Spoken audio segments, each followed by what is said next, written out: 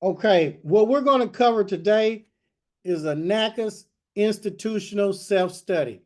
Most institutional self-studies, also known as an ISS, they're usually about 200 to 400 pages long. I'm going to go through an example. You're going to have to submit an institutional self-study before your candidate visit. You're also going to have to resubmit this after your candidate visit. So I'm going to cover a lot of this step by step. And the first thing, make sure that you have your school reference number. NACCAS is going to give you that. Okay, this is your cover page, school name and address. All right, the next thing, prepared by school owner's name or whoever prepared it. Now, what we're looking at here, this is the NACCAS self-study. There are 10 standards, meaning 10 chapters. And NACCAS is going to ask all of these questions. You have to answer them yes, no, or NA. So you're going to have to underline this or highlight it. And when you answer the questions, some questions require documentation, an exhibit, and I'm going to show you every exhibit that's required. Now, so you're going to have to go through standard 1, which is right here, standard 1, educational objectives and institutional evaluation. We've already answered all of these questions, okay?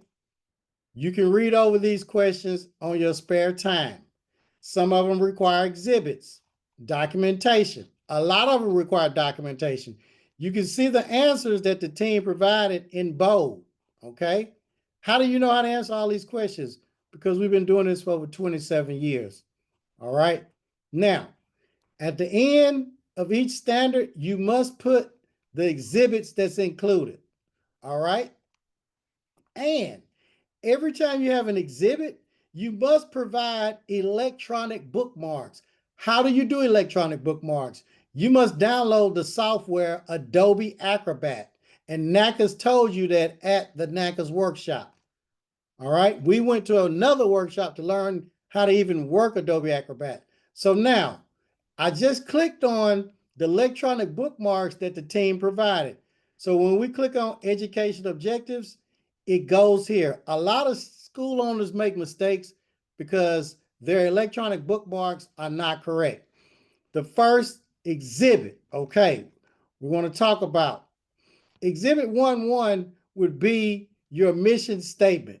Your mission statement is found in your school catalog, okay? Now, it asks what page, and we told them page 2. The next exhibit that we see is advisory committee. All right, right here. When we click on that, advisory committee members, and you have to label it exhibit 1.6. The advisory committee, you must have, if you have a cosmetology program, a nail program, aesthetics program, you must have a licensed barber, stylist, nail tech. If you have aesthetics esthetician that does not work at the school, but they work outside the school at a shop, and you must provide their first and last name, salon name, address, city and zip, state, phone number, and their position, whether they're barber, stylist, or nail tech. Let me show you what I'm talking about. Here's an example. Even if you teach an instructor program, so you'd have Mary Jones, what's her position, instructor, the address of the shop, city, state, and zip, the name of the shop, and the phone number, okay? If your program has cosmetology, you're gonna need a licensed cosmetologist. Sam Smith, address, city, state, zip, name of salon, phone number. Okay, if you got an aesthetics program, same thing. Lisa Davis, esthetician, address, city, state, the name of the shop, phone number, okay? Well, what if I only got a Cosmo program? Then you're not gonna need an esthetician or nail tech. You'll just need maybe 2 cosmetologists that do not work at the school. The next exhibit. This next exhibit, exhibit 1.7, advisory committee. Right here, you must have the advisory committee meeting. What you're looking at right here is an advisory committee meeting documentation. You must have at least one per year. Okay, this is the layout. You must answer all of these questions that are in black. You got to answer those. So this is advisory committee meeting minutes. And you got to put all the advisory members' names right here. The next exhibit, 1.8, current student surveys. Okay? You'll make copies of this. You'll go in the classroom, put the course, whether it's Barber, Cosmodale's Aesthetics, approximate hours a student has. They'll fill this part out, and the student will answer these. Yes, no, NA. It doesn't matter. They're just going to answer those. How many do you need? NACCAS usually wants 3 per program. Well, what if I only have a cosmetology program? Then you're only going to need 3. What if I have a cosmetology and barber program? NACCAS would want 3 for cosmetology, 3 from the barber program. Well, what if I only have a total of 2 students in my entire school?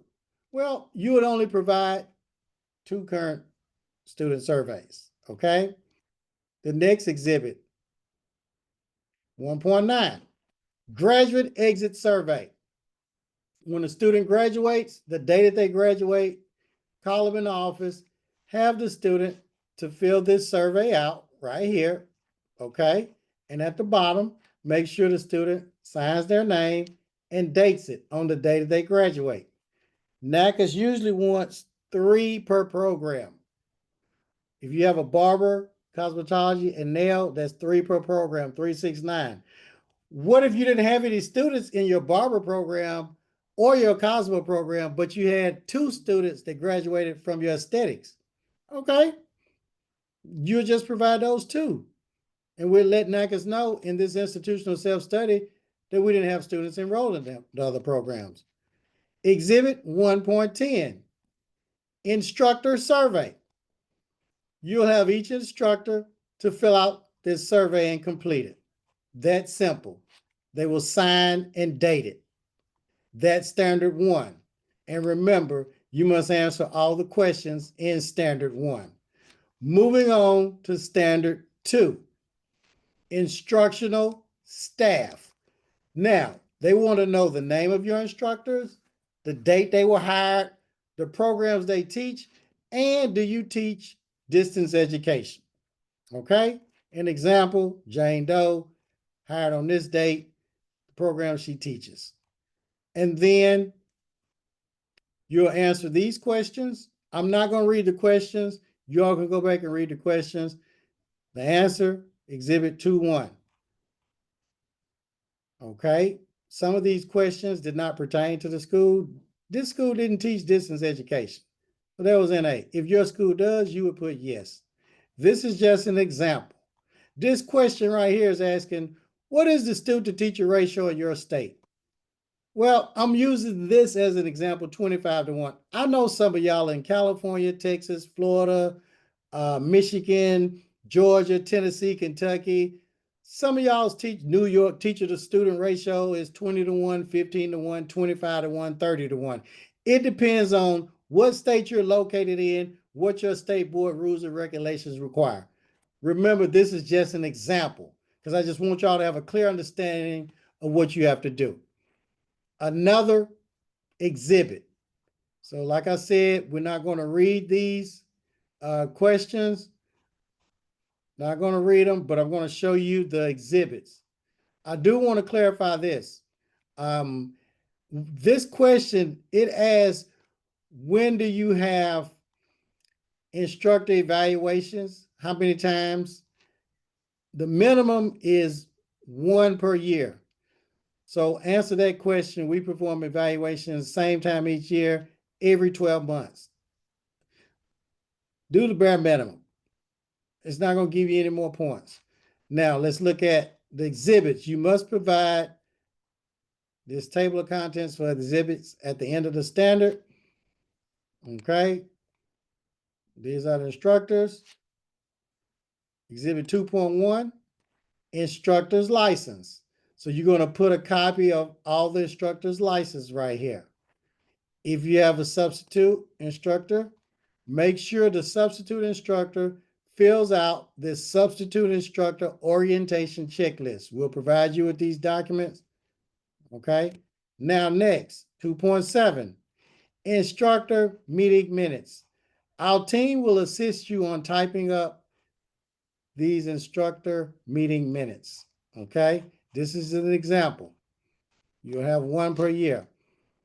All instructors that work at your school, they must attend and have CEU hours, continuing education hours, okay? If they've been working at your school 12 months, it's mandatory that they have a certificate documentation where they've attended continuing education hours. Exhibit 212, every instructor that's worked at your school for at least 12 months must complete an instructor evaluation form every year. And you would do it evaluation date on the same date every year. Because NACCAS is going to try to trick you and ask you, when do you have the evaluations? You want to tell them the same date every year. If you have 4 instructors, they want to make sure, NACCAS is going to look here and make sure that the evaluation date was the same date for each instructor's evaluation. And I'll share this with you. So that's 212. So let's go down here. I'm going back. Instructor receives a written performance at least every 12 months. We perform the evaluations at the same time each year. The instructor and evaluator both sign the evaluation form. Okay? If this date is different for some of the instructors, you're going to get wrote up. Okay? Make sure that you know that. Moving on to standard 3, administrative services. Like I said, I'm not going to read all of these questions for time constraints. You can go back, read them yourself. What I'm going over are the exhibits. There are quite a few exhibits in here. And describe below where the license are displayed. Provide a copy of the state rules and regulations. Talking about that, okay? Right here is saying insert a copy of your school license. So exhibit 3.1 is going to be a copy of the school license. I'm going to scroll down here so we can see all the exhibits. School license, state board rules, advertising, release information. So let's go to 3.1. School license. You'll have a copy of the school license right here. 3.2, the rules and regulations from your state board stating where the license are stored. And it's usually on the clinic floor where they're displayed. 3.8, they want to know the advertisement for your school that you have. And one thing I want to share with you all, what most schools get tripped up on, they do not put all work is done by supervised students on their advertisement. It must be on there. If you're advertising with a postcard, business card, wherever, you must have this disclaimer, all work is done by supervised students. If you have a barber program, cosmetology program, you need advertisements for each program. Notice we have cosmetology here, aesthetics here, manicuring there, massage therapist. What if I only had cosmetology? Then you would just have the cosmetology. Okay. Exhibit 3.11, release of information. If somebody on the outside is going to check student records, if it's not NACCAS or the FBI or police or state board, anybody else, they're going to have to fill out a release information. All right. Student had to do that. Now, moving on to standard number 4, admissions policies and procedures. I'm not going to read all these questions, like I've said before, for time constraints. But we're going to go over the exhibits. what you need. All of these exhibits: admissions policy, cross-reference catalog, pre-enrollment documentation for catalog, pre-enrollment documentation for annual report statistics, pre-enrollment documentation for license requirements, cross-reference enrollment agreement, copies of a fully executed enrollment agreement, leave of absence policy, leave of absence policy example, non-discrimination policy, transfer policy, pre-enrollment documentation. Okay, let's go. Exhibit 2.1, admissions requirements. You would put that. Your admissions requirements would be in your school catalog, so you'd make a copy, put it in here. Cross-reference catalog.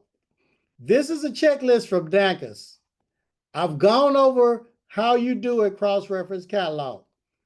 I'll just give you one example. Name and address of the instruction for each location.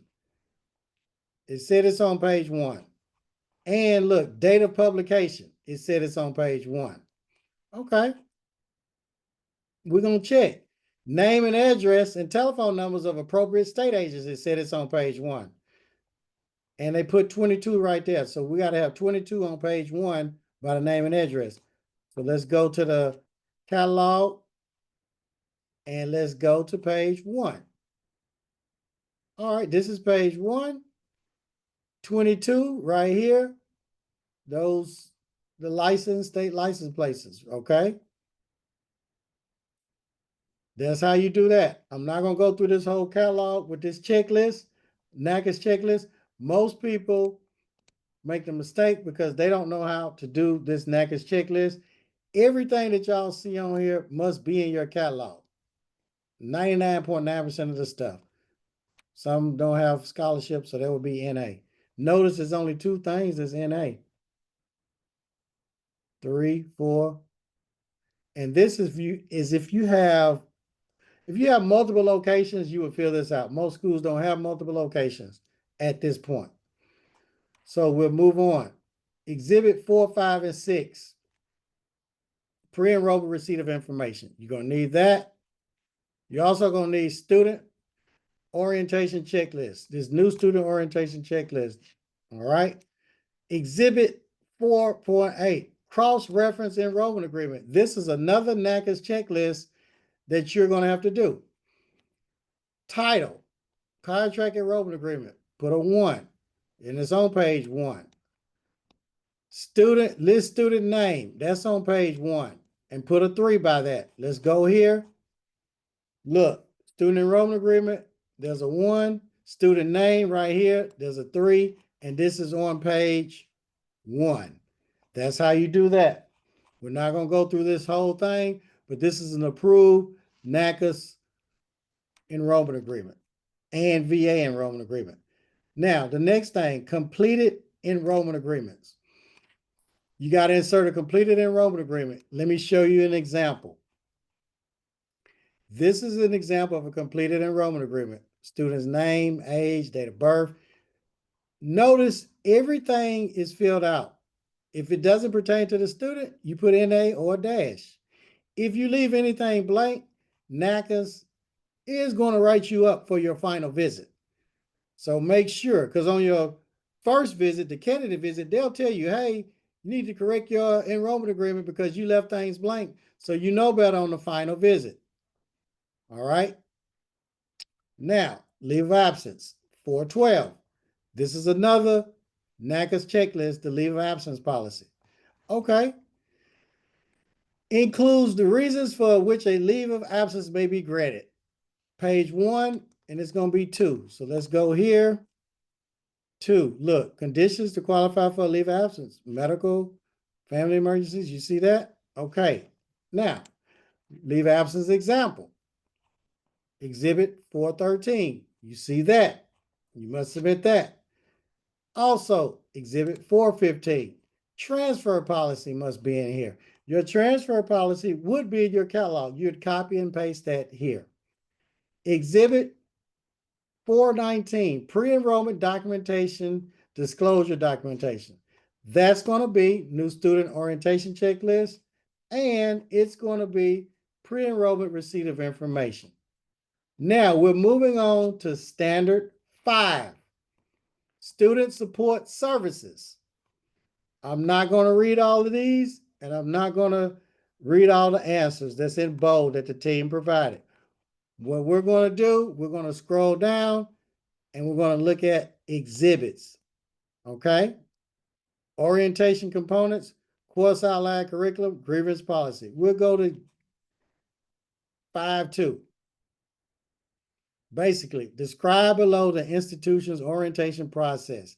Also, look, provide examples of documents used for this process. Okay, so we got to show documents. Exhibit 4.2. Click on 4.2. Boom. Documents used for that. 4.4, course curriculum.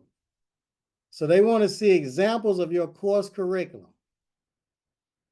All right, examples of course curriculums. Well, what they want to see here, insert your course curriculum.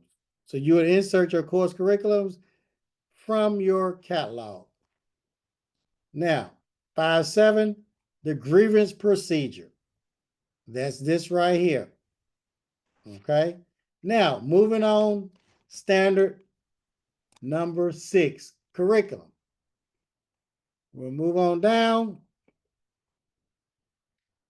And it's asking about the curriculums. So we're going to go to the exhibits.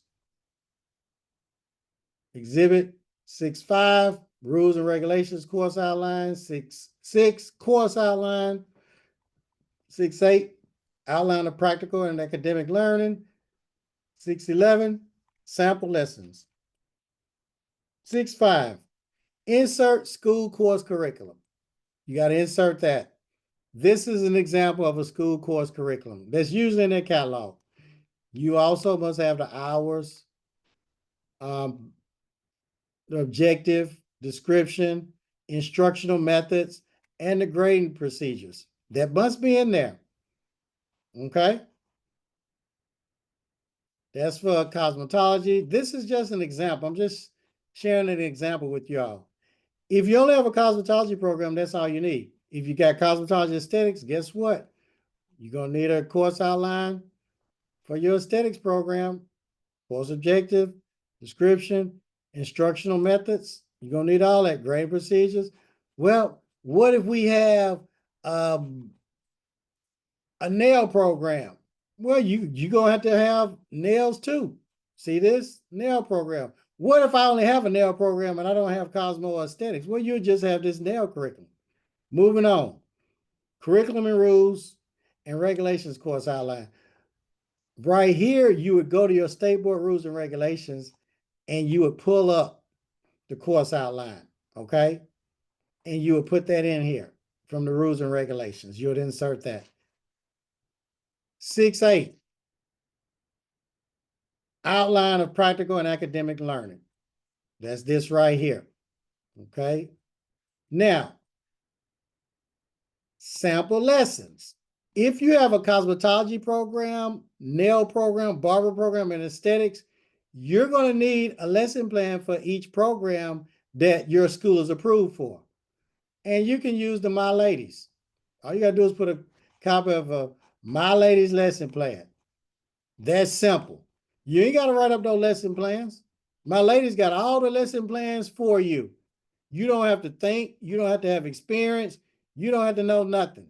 All you got to do is know how to read and have your My Ladies lessons. And you must have the test with it. NACCAS wants the test. Well, it comes with the My Ladies. You don't have to create no test. It's already done for you with the test key. Okay, we got a manicuring program. Okay, here's a manicure lesson plan. If you had a barber program, you'd have that too. Now, moving on to standard 7, financial practices and management.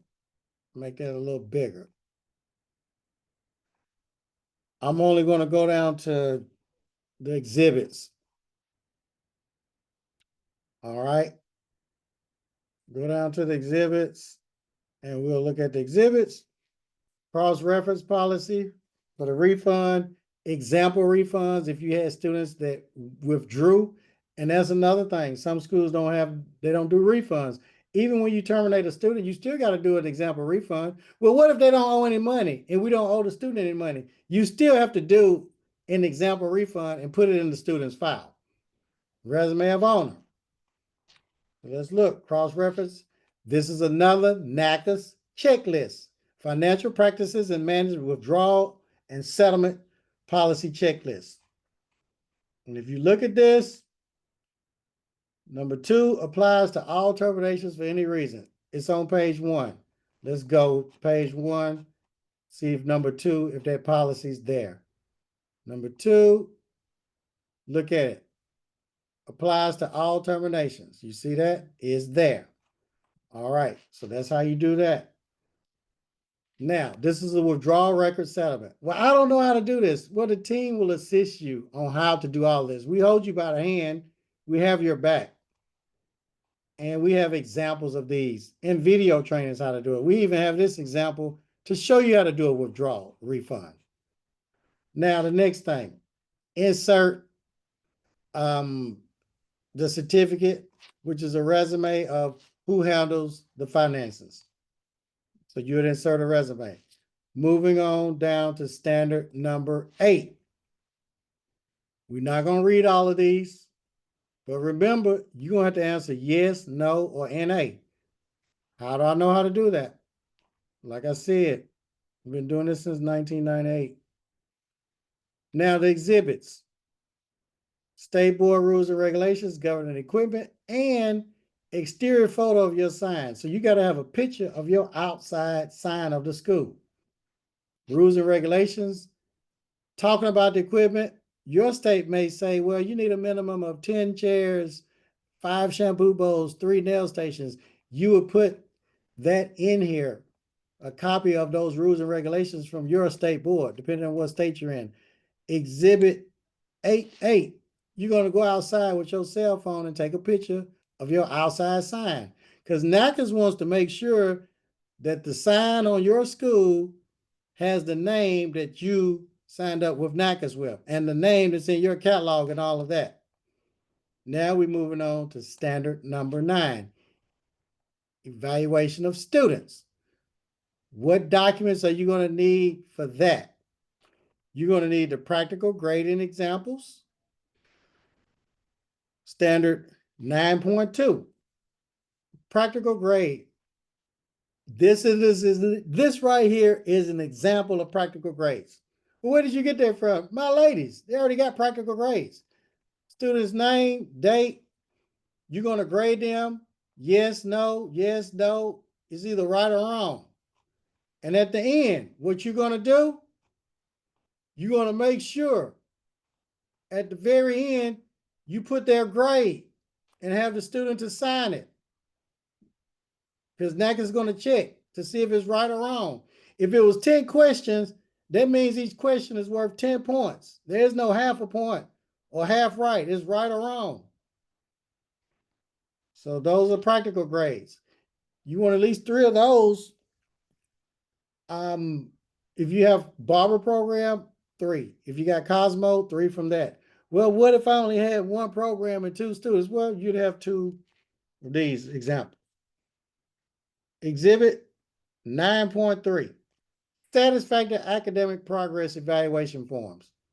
You're going to need 3 examples of those per program. Okay. How do I fill these out? I have a full video showing you how to complete this. Everything that we're talking about, we have video trainings on that. Or guess what? The team will assist you and do it with you. Exhibit 9.4, published graduation requirements. This is the policy right here. Exhibit 9.5, another NACCAS checklist. Wow. Well, guess what? The team will do it for you, and you don't have to do this. Or you can do it yourself. You don't have to do all this paperwork. They'll do it for you. You already know how this checklist works. All right. It's provided to all applicants prior to enrollment. It's on page 1, footnote 3. Let's go to page 1. Page 1 of this policy footnote 3. Where's 3? There it is right here. 3, where it says applies to every student enrolled. You see that? So I'm not going to go through this whole thing or the checklist, but you see this long NACCAS checklist that you have to document, and you know how to document it. All right.